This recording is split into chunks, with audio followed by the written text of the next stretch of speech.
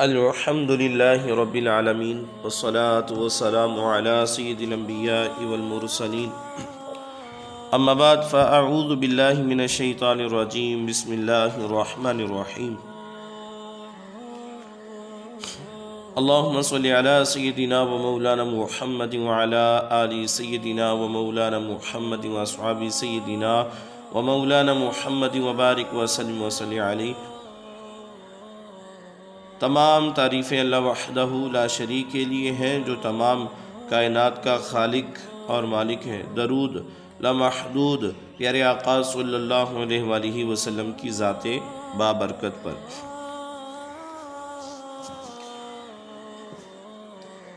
آج کا میرا جو موضوع ہے سیرت انبیاء علیہ السلام کے ناظرین، وہ ہے وسیلہ میرے نبی کا۔ حضرت سیدنا آدم علیہ السلام کو اللہ رب العزت نے جنت میں بھیجا، اور ایک دن حضرت آدم علیہ السلام جو ہیں وہ آرام فرما رہے تھے۔ ان کی پسلی سے اللہ تعالیٰ نے حضرت اماں حوا علیہ السلام کو پیدا فرما دیا اور فرمایا کہ اے آدم علیہ السلام کھاؤ اور پیو، مگر اس درخت کے قریب نہ جانا۔ حضرت آدم علیہ السلام سے ایک دفعہ بھول ہو گئی اور آپ نے اس درخت سے کھا لیا جس سے منع کیا تھا، تو اللہ تعالیٰ نے فوراً جنتی لباس اتار لیا اور حضرت آدم اور حضرت حوا علیہ السلام کو زمین پر اتار دیا۔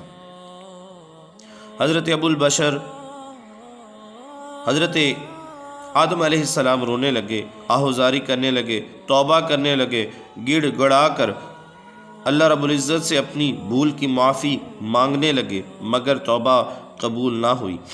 ایک دفعہ حضرت آدم علیہ السلام نے بارگاہ خداوندی میں دعا کچھ یوں کی کہ اے اللہ عز و جل، میں تیری بارگاہ میں محمد مصطفیٰ صلی اللہ علیہ وآلہ وسلم کے وسیلہ اور واسطہ سے دعا کرتا ہوں، میری بھول معاف فرما دے۔ اللہ تعالیٰ نے فرمایا اے آدم، تم نے محمد مصطفیٰ صلی اللہ علیہ وآلہ وسلم کو کیسے پہچان لیا؟ ابھی تو میں نے ان کو پیدا بھی نہیں کیا۔ عرض کی اے میرے رب ذوالجلال، جب تو نے مجھے پیدا کیا اور مجھ میں اپنی روح پھونکی تو میں نے سر اٹھا کر دیکھا کہ عرش کے جو پائے ہیں ان میں لکھا ہے لا الہ الا اللہ محمد رسول اللہ۔ تو میں نے جان لیا کہ جس ذات کو تو نے اپنے نام کے ساتھ ملایا ہے وہ تجھے مخلوق میں سب سے زیادہ محبوب ہے۔ اور اللہ تعالیٰ نے فرمایا اے آدم علیہ السلام، تو نے سچ کہا ہے، بے شک وہ مجھے مخلوق میں سب سے زیادہ محبوب ہے۔ جب تم نے ان کے توسل اور واسطے سے دعا کی ہے تو میں نے تجھے بخش دیا، اور اگر محمد صلی اللہ علیہ وآلہ وسلم نہ ہوتے تو میں تمہیں بھی پیدا نہ کرتا، اور وہ تمہاری اولاد میں سے آخری نبی ہے۔ معلوم ہوا کہ عرش کے جو پائے ہیں وہاں پر بھی نام مصطفیٰ صلی اللہ علیہ وآلہ وسلم لکھا ہے۔ ان کی رفعت کا ذکر کا اندازہ کون کر سکتا ہے؟ جن کا ذکر خدا ہے، ہر ابتدا سے پہلے، ہر انتہا کے بعد۔ نام نبی بلند ہے، نام خدا کے بعد۔ دنیا میں احترام کے قابل ہیں جتنے لوگ، میں سب کو مانتا ہوں مگر مصطفیٰ کے بعد، میں سب کو مانتا ہوں مگر مصطفیٰ کے بعد۔ نام مصطفیٰ صلی اللہ علیہ وآلہ وسلم پر نظر رکھنا حضرت آدم علیہ السلام کی سنت ہے۔ اب آدمی کچھ اور ہماری نظر میں ہے، جب سے سنا ہے لباس بشر میں ہے۔ معلوم ہوا کہ جو نام مصطفیٰ صلی اللہ علیہ وآلہ وسلم پر نظر رکھتے ہیں ان کا سر ہمیشہ اونچا رہتا ہے۔